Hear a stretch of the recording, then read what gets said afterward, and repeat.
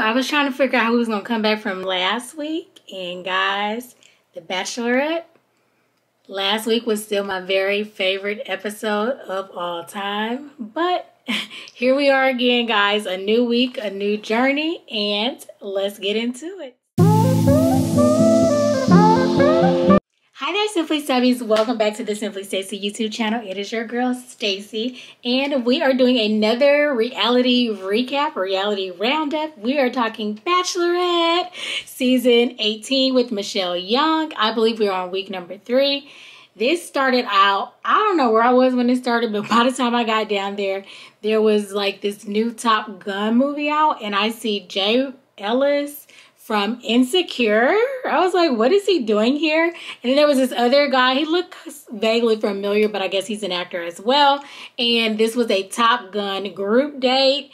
And yeah, so basically they like, okay, guys, there's a new movie out. I guess they were in this movie. And the guys are going to do a G4 simulator. And they have to tell Michelle basically how they feel about her while they are being flipped and flopped all around. Lord, when I say the way my motion sickness is set up, guys, like if I'm in the front seat of a car that is being driven by somebody other than me, I be getting car sick. If I'm like on a boat, and y'all know, y'all that follow my travel vlogs, y'all know I love a good boat, a good yacht, a good catamaran, a good something on the water.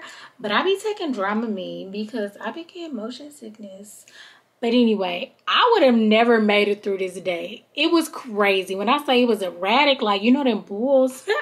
People be riding them mechanical bulls and they be whoosh, whoosh, whoosh. But it was worse. It was like 360, all this craziness. Anyway, there was a simulator. The guys come out. They have on these green aviator type jumpsuits, you know, I guess like from the Top Gun movies. They all get in there. They all trying to say what they saying. I can't really call what they saying. They barely can say anything because it's just that tumultuous. Peter goes, he says something in Italian. You know, he's Italian. And then Will comes behind him. If y'all recall last week, oh my goodness, narcissist came up and Peter was acting a fool the whole classroom date. So Will put Peter's name on the thing. Yeah, it probably was a little kiddie, childish, low blow. People thought it was funny. Peter did not. So he still got a beef with Will over that. So basically, Will goes and he tries, and Will is so nervous and he says motion sickness. Michelle looking like, oh, are you going to throw up? It was crazy, but he gets through it. He says some things in Spanish. She's like, tell it to me in English. He switches it and Peter's over there fuming like, oh, he just stole what I did, but in Spanish. Peter, whatever, you know, but he don't like Will. Okay, so after that, they're like, okay, y'all gonna do a head-to-head battle. So you know how they get those things where they can just push each other off and all this stuff. First up is Clayton and Nate. Clayton is a football player. I'm like, we ain't seen Clayton this whole time. We know he the next Bachelor. And can we see them, like, see how he gonna get far? But he is a football player. Nate is tall, but Nate is not a big person. So Nate is getting pushed off by Clayton. There is no competition. Clayton wins. Next up is Martin and Spencer. Martin's the guy with the blonde hair. They say he looked like all the NSYNC characters in one. I didn't say that. That's what they say. The streets be talking. Anywho, Spencer wins that round. Then there's LT and Rick. I don't recall who won that.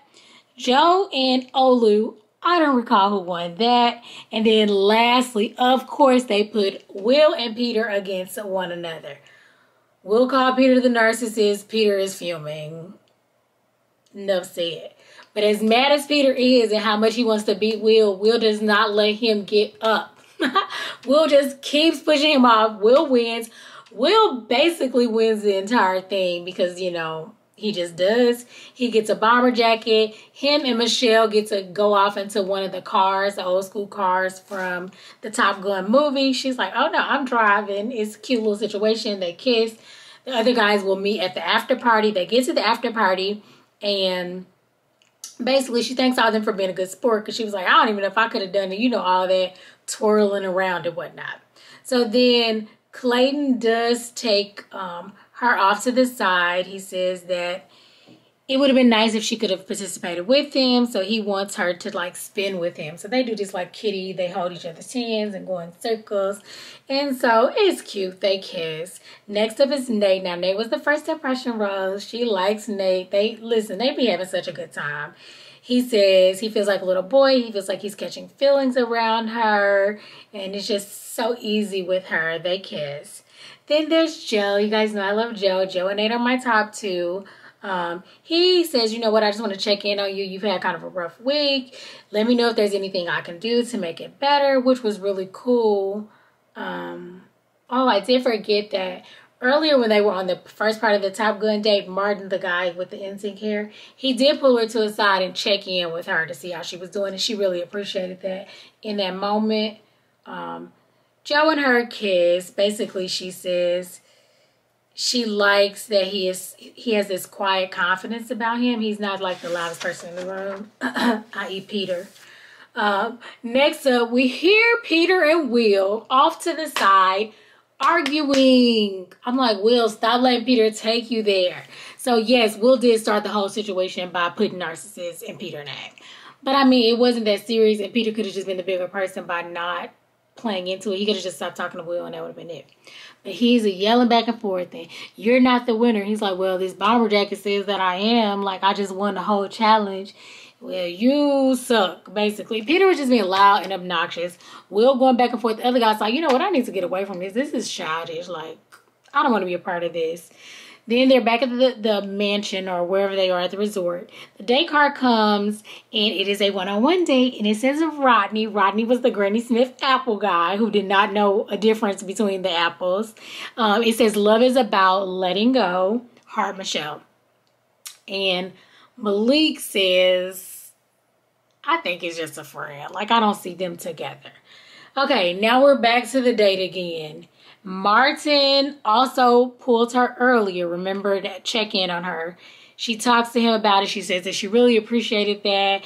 And he said, yeah, you know, a lot of the other guys, they're so weird about getting time with you and stuff that they forget that, like, you're a person and things are going on. They should check in with you instead of trying to impress you all the time. She says she's appreciating that in him. They kiss. Then Peter goes while Will is talking to Michelle, grabs the bomber jacket, and throws it in the pool. Peter, grow up. Listen, that's all I want to say to Peter is grow up. Like, you are the 5th grader you were in the challenge before. So he throws it in the water, which is like, first of all, you touching somebody else's property. And like, he didn't touch anything of yours, but you're just that childish that's what you do. That is not going to make Michelle happy at all. The other guy was like, what'd you do with the jacket? Oh, I thought it was a little dirty, needed to swim. So the guys are like, what? So Clayton tries to say something to Peter. He basically was like, man, stay out of it. I kind of like you, so just stay out of it. It's not your business. Yeah, Nate was like, oh, this is not going to be good. As soon as Will comes back, of course, he says, where's the jacket? They say Peter threw it in the pool. He is fuming. He's so mad. And they say, you know what? If you want to win this, just don't say anything. Just let it go. Don't react. Just let it go. He gets up and walks away and he's crying. I'm like, why is he crying? But I was like, he is so angry because I've been there. I don't know if y'all been there before. Let me know in the comments below if y'all been so mad that you cry because you're angry and you can't react the way you want to. Like, you might want to hit somebody. But you can't, because that's not how you should behave as humans, right? So you are just so fuming and angry. And that's what it was. And he was crying. He was like, you know what? First of all, that jacket meant a lot because of why I wanted. We was on this date. I'm trying to get her attention, her affection, and, you know, all this stuff. He was really mad. He was really mad that Peter touched his stuff. But he goes back and sits down. Michelle comes out. There's the group day rose, and she gives it to Martin. Martin is the guy who pulled her earlier, and that's basically why she gave it to him, because he's checking in on her, and she just really feels comfortable with him. Will says nothing. No one mentions the Peter situation. Hey guys, it is time for the one-on-one date, and we have a Rodney. Rodney was Mr. Granny Smith, or the guy who came in the apple suit on night number 1. He called it a Granny Smith apple. It was definitely a red apple. Remember, she had him do an apple taste test and he got them all wrong. Okay, so their date night is actually a truth or dare date night, and they are going to do it blindfolded. So the first thing is he actually blindfolds her this go round, and he has some things for her to try. There it's pizza. She's still blindfolded, feeds him whipped cream, however that works, but the whipped cream doesn't even go in his mouth. I don't know what he was doing because he wasn't blindfolded, which meant he could have like maneuvered to get it. But either way, they are having fun. It seems like they are just being childish together and enjoying one another's company. From there, they get to this place and it says, I dare you to handcuff yourselves together and then look in these boxes to find the key to unlock yourselves. So they go through boxes. There's like a ball pit in the box. You know, there's all the balls from like Chuck E. Cheese or Showbiz for those who are a little bit more mature. And then there is like balloons, I believe. He actually finds the key. They get out. So I was like, oh, that was cute. It's kind of like escape room, but they didn't have to find, maybe not kind of, because they didn't have to find clues. They just had to go through all the boxes to see where the key actually was. He finds it. They get out. Then there's a dare for one of them. It doesn't tell them who, but for one of them to be on the megaphone and one of them to get naked and run around the lobby of this resort. I'm like, oh my goodness. So Rodney strips down, but it's crazy because I see Tasha and Kaylin in the corner giggling like, oh my God, is he naked? And I'm like, why are they a part of this date? They're never on any other dates. That was a little bit odd. But then, you know, Michelle has the megaphone. Basically, she told him, I got the megaphone, so you get naked. He's running up and down the steps or around the area. It's so funny. The guys are coming out. He was like, Lord, they laughing because they're loud. She's on a megaphone and they're all in the same vicinity. So that's why Tasha and Caitlin came out of either their rooms or wherever they were located. The guys do too, and they see all this going on. I'm like, oh my goodness, this is crazy. Yes. So then they actually go to her room. That is the next part. So they're just like relaxing and chilling and talking. She asks him to tell her something that no one else knows about him. And he says that his biggest fear is passing away or dying before he is a husband, before he gets married or have children. I'm like, gosh, that's so sad. He asked her to do the same. And I think what she says is that she's always stressed out because she's trying not to be complacent. And with that being said, she's never focusing on the present or what's right here in front of her. And he says, you know, there is no way that you are complacent. Like from what I know of you, you know, you'll never be complacent and all that stuff. And you don't have to stress out about it. And so they have a really good conversation. They get to know each other a little bit deeper. And yeah, so basically they are headed to dinner because, you know, there's always a dinner on a one-on-one date. And there's this boat in this water, this body of water, man-made, of course. But they have to roll to the dinner table out in the middle. And I'm like, okay, this is cute. They get there. They're having a conversation. He's talking about how his mom is his hero and says that she was very strong. He asks her about her past relationships. And she tells him that, you know, when she was a young girl growing up, some of her relationships just weren't that great. She said that she dated someone who was of a different race. And now Rodney, I believe, may be biracial too. I'm not sure, but he definitely has some African American in him. But she said that she was dating someone of another race. And someone at a grocery store called her the N-word. And so when she came home to like tell him how her day went, he was like making light of the situation or not blaming her, but telling her like your reaction to this is just a little bit much. You shouldn't let it take your power and all this stuff. And she was like, in that moment, it should have been a red flag and she should have known that like he just would never understand her. Yeah, so that was kind of sad, but I mean, it definitely happens to people of color. More than we like to admit it and more than people think that it actually happens.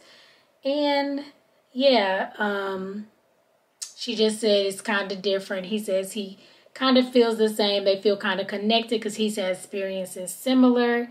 They get a kiss, and he gets the rose. So Malik was wrong, and it was not just a friendship vibe. Next up is the second group date. Now, Jamie is out here talking to the confessional, being all cocky again. And he's talking to the camera, just basically saying that he didn't let the guys know that it was him last week. That basically lied to Michelle and told her that it was this rumor spreading about Joe and her knowing each other, when he was the one who spreaded the rumor. And he was the one, every time he said it in different circles, all of the guys he talked to said, nah, I'm not worried about it. He was the only one who said he was worried about it. And then when he got in her face, he said he wasn't worried about it, but it was talk and chatter, and people were questioning her character and all this other stuff. He is such a villain. So when they get there, there's a poet on the stage. His name is Rudy Francisco. And I think Chris Estes, who is like super thrilled and knows who he is and is excited. So that's how he got into spoken word. And he is a motivational speaker, and I guess he knows who this poet is, so he's super excited. He sang a poem about like his future wife, and all the guys come in, and basically they tell them that you guys are going to write a poem or a spoken word piece for Michelle, telling her how you feel and all that stuff. So Brandon comes up first, and it's really good. I'm like, oh, Brandon can't spell, but he's not so bad at the poetry. It was really good. He says he was nervous and anxious, and it was just really good. Michelle said it was powerful and it had depth. Then there's Romeo, the Harvard grad of mathematics, and he does some kind of a Romeo Shakespearean type of a poem. There's Malik. Chris comes up. His sounds pretty good. Chris asks. He's the one who is the motivational speaker. Jamie, he starts with this parable or this story about this girl getting lost in the woods. And everybody is like, is this your TED Talk? You could have kept that because you didn't follow the directions. You ain't told Michelle nothing about herself. You trying to convince us men to do what? I don't even know. It was a little weird, to say the least. So Michelle goes up, and they let her say a piece, and everybody is listening, and she basically just says, you know, to my future soulmate. She talks about her bad relationship experiences and some of the things that have been hard for her, how she was never picked first. She was picked last to go to the prom, but first in basketball. She grew up in a predominantly white neighborhood, and it never felt like people were attracted to her. And the people she did like kind of didn't like her, and it's just been kind of rough for her. Overall, she liked to say that it was because she was a late bloomer, but that's really not the case. It was an underlying issue that she was, you know, kind of out of place, never felt like she belonged. And then there's the second part of the date. And so there is Brandon, and he's just talking, and he said he was also a late bloomer, and he had braces, and, you know, he can kind of understand where she's coming from. He feels like he's also been in that same scenario. He's also went to a predominantly white school. He also looks like he could be biracial. But he is some part African American. She's also attracted to him. She said his mind, and he makes her feel so good. She really likes him. Romeo comes to talk to her. I don't know what the hell Romeo was talking about, but he said something about when he was young, he wants to be a robot. I'm like, Romeo, like, use your time more wisely, sir. Anyway, next up is Leroy, and he basically gives her a kente cloth. Then here comes Jamie. So Jamie says that he saw himself in her story as well.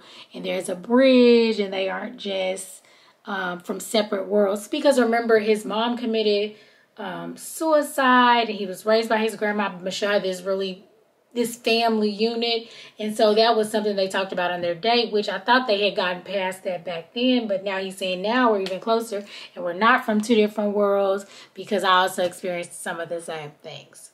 Now it's time for the rose, and Michelle basically says this guy made her feel safe and comfortable, and it is Brandon, and he is smitten, and he is so excited to accept the rose. He can't spell, but he is winning Michelle over. This is his second group date rose that he has gotten.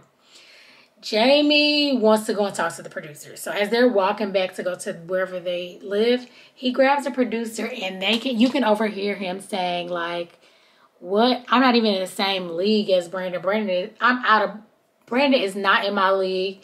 She likes him. Michelle is basically just a spring break girl. Like, if your husband was in this room, would you still be acting like you were on spring break? So now he's questioning her. He's like, do I have to do this for another 6 weeks? I'm like, oh, we knew you were a villain last week. Now you're just showing your ass. You basically just showing your true colors. Like, who are you, sir? What the hell? And of course, cameras got it, and they like paint him definitely as the villain he is, because I'm sure conversations go on all the time. But he basically like, yeah, I want to stick around, but she's acting like party girl. So I'm like, does he even like Michelle? Because at this point, I don't think so. Are you trying to be the next Bachelor? What is your angle? Because you should have been kicked off with Ryan ass when he left with the Bachelor playbook. So I am so over Jamie. I was mad at his butt last week. I liked him when he was on this one-on-one date, but of course he was just saying things he thought she wanted to hear. Okay, now we're at the rose ceremony in the cocktail hour, and Nate basically just steps right up and says, hey guys, if y'all don't got nothing for, I want to take her. So Nate steals her. It's so cute. She's like, oh, I just want to run away with you. She takes her shoes off. He like, you for real? She's like, yeah. So they run somewhere far off into the night, honey. And they make out against a tree. But she is mindful. She does not stay gone forever. But she does come back and she talks to the other guys. But I'm like, oh, she really likes Nate. Remember, he's the first impression rose guy. He's also the guy that when Joe's name came up, he said, I'm not worried about it. I know we have a connection, so I'm not even worried about it. So Rick comes to Michelle. He sits down with her and he asks her about like, you know, I don't know who told you that last night, but, you know, that is just really untrue. I don't know if they told you because they were trying to build trust or if they were trying to cause drama. I'm not really sure why they told you. And she says, oh, well, Jamie told me. Rick is looking so dumbfounded and confused because, of course, everybody talked to Jamie afterwards. And Jamie was acting like he didn't know who told him either. And he never spoke up. So now Michelle is like, wait, what? Nobody else is saying anything? He said they were questioning my character. Rick is like, nobody was questioning your character. And I am super shocked and surprised that it is Jamie. And so, you know, Michelle is feeling some kind of way. Rick goes right out and talks to Casey and Nate about it being Jamie. And Nate is like, wait, what? This doesn't make sense. But I'm not the type that just be talking about somebody behind their back. Let's get this man up here. So he calls Jamie to the carpet. Everybody at the house they apparently know now, all the men. And they acting like, what? Why wouldn't you say something? Jamie is talking in circles when he's talking to Nate, Casey, and Rick. And he's basically saying, well, you know, I was just saying that it wasn't people per se. No, he was like, it was all been spoke about in the house. And they was like, when? So then he was like, you could tell he was like trying to get out of this lie he made or trying to make it make sense. And they're not stupid. Nate called him out on his BS. He was like, BS, basically, BS. Everything Jamie said was like, he was like, BS. And he was like, well, you said the story about this guy telling me this. He's like, so then you spread the rumor, Jamie. Like, why did you say that everybody felt that way? That is not how it happened. That is not true. He was like, well, I'm just saying that it was kind of a character that was built up because it was all these murmurs around in conversations. But I didn't hear it. He's like, well, you just said you didn't hear it, but now you told her that you heard it. And he's talking about this rumor. Then you're the one that spread the rumor. Nate is not having it. The other guys are saying the same thing. He's trying to weasel his way out of it. So he decides to just go talk to Michelle. Oh no, he don't decide to go talk to Michelle. Michelle comes out. The guys are still talking back and forth. Like, I can't believe you did this. Like, this is crazy. She's like, did I interrupt something?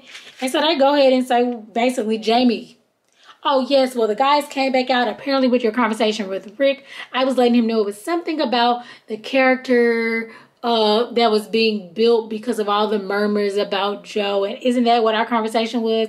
And she was like, no, you said that they were questioning my character. So even he tried to manipulate her. He manipulating all the guys. And now he's trying to manipulate Michelle. And she's calling him out on it. And she was like, well, I didn't want to do this in front of everybody, but I did want to talk to you. So let's go. Because she started thinking about it too. Like, well, you told me about all these guys. And then you tell me a story about your friend who said they saw me somewhere with a dude and I was with this ball player. So that means you were the one spreading it. It wasn't that it was just talk and chatter. I don't know why she didn't figure that shit out on that day or before today, right now, but she finally does. She goes and talks to him. He's trying to weasel his way out of this again. It's not working. She was like, you know what? This is a red flag, and I'm just going to have to let you go. She walks his butt out. Okay? I was so glad to see him go. We don't need him to be vilifying this whole series. Get your little butt out of here. You was on one episode as a villain, and now we got you out of here. So he'll be on Bachelor in Paradise at some point, trying to weasel his way out of it again. But yeah, I'm like, and here you go talking about Brenda behind not being in your league. Sir, that's not what she wants. She wants genuine people, not you. Oh, so annoying.